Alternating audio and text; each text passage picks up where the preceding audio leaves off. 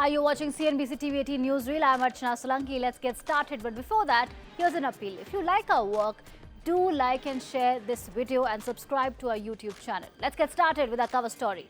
For the first time in a decade, gross foreign direct investment into India fell by 16% to $71 billion in FY23. This was largely led by high inflation and weak demand in Europe and the US. Manufacturing, computer services and communication services recorded the highest decline in foreign investments compared with the preceding year. The major contributors towards the fall in inflows during the same period were the US, Switzerland and Mauritius. Wipro Executive Chairman Rishad Premji has taken a voluntary pay cut of 50% in the last fiscal as the IT major's profits eroded. According to a filing with the US regulator, Premji's overall pay stood at close to $1 million in FY23 compared to nearly $2 million in FY22. The compensation also included a cash bonus, which is a part of his fixed salary. Top Indian executives have been laid off in the first phase of job cuts at Facebook's parent Meta. Privacy and integrity units have also seen retrenchment of workforce. Several employees in marketing, site security, enterprise, engineering, program management, content strategy, and corporate communications have shared news of their layoffs on social media. Employees say, sad it ended, but anxiousness is finally over. World's fourth largest and Europe's largest economy has entered recession. Germany slipped into recession after its economy shrank in the first 3 months of 2023, marking the second quarter of contraction. 2 consecutive quarters of decline mean a technical recession. It is due to persistent inflation. According to experts, Germany suffered badly when Russian gas supplies dried up after the invasion of Ukraine.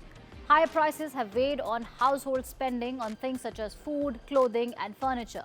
Industrial orders are also weaker, reflecting the impact of higher energy prices on businesses.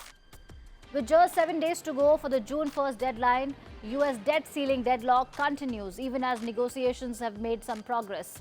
Ratings agency Fitch has placed US on a negative watch, its highest rank, raising the stakes as talks over the debt ceiling go down to the wire.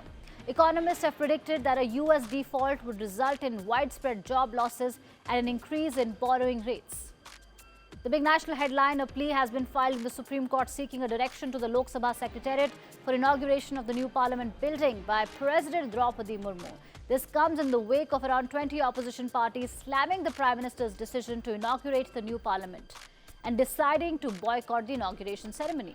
Remember, Prime Minister Modi is all set to inaugurate the new parliament building on May 28th. Opposition says it's the president who should be inaugurating the new parliament and not the Prime Minister. Union Home Minister Amit Shah appealed for peace in Manipur and has said that he would visit the state soon to talk to the people of both communities involved in the violence. Manipur has been on the boil after an explosion of inter-ethnic violence this month killed at least 70 people and left tens of thousands displaced. In a fresh flashpoint involving India's dairy corporations, Tamil Nadu Chief Minister M.K. Stalin has written to Union government to stop Amul milk's procurement activities in the state immediately. In his letter, Stalin has said that the presence of Amul in the state will create unhealthy competition between the cooperatives. This news comes nearly a month after politics peaked over Amul in Karnataka. The brand's entry was seen as an attempt to trample upon the local brand Nandini. Delhi Chief Minister and Aam Aadmi Party Chief Arvind Kejriwal met NCP Chief Sharad Pawar in Mumbai to seek his party's support against the centre ordinance on the control of administrative services in the national capital. Kejriwal was accompanied by Punjab Chief Minister Bhagwant Mann, AAP MP Raghav Chadha, Minister Atishi and other leaders.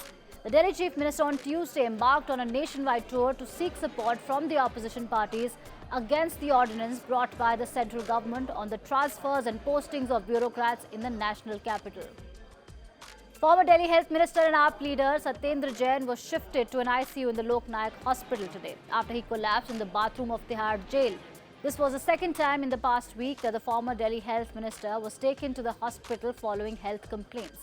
Currently, Satyendra Jain is lodged in Tihar jail in connection with a money laundering case being probed by the Enforcement Directorate.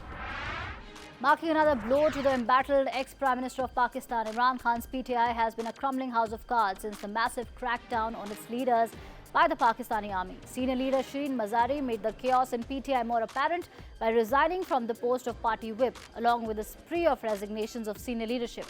Imran Khan has called these resignations forced divorces, while adding that people are not quitting, but they are being forced to leave the party at gunpoint. Florida Governor Ron DeSantis' presidential campaign launch fell flat on Wednesday when his announcement event on Twitter Spaces with Elon Musk and David Sachs was plagued by technical difficulties, which persisted for more than 20 minutes before the governor was able to deliver his speech and participate in a question and answer session. His main Republican rival, Donald Trump, jumped at the chance to brand the launch a disaster, while his son coined the term "desaster," a hashtag that soon began trending on Twitter. Tina Turner, the pioneering rock and roll star who initially found fame in a turbulent musical partnership, became one of the biggest acts in the world as a solo artist and became a pop giant in the 1980s, has died after a long illness. She was 83. She was diagnosed with intestinal cancer in 2016. The 8-time Grammy winner's soul classics and pop hits like The Best and What's Love Got to Do With It made her a superstar. That's it from me and my team. We'll be back tomorrow with another power-packed lineup of stories that matter. Thank you for watching.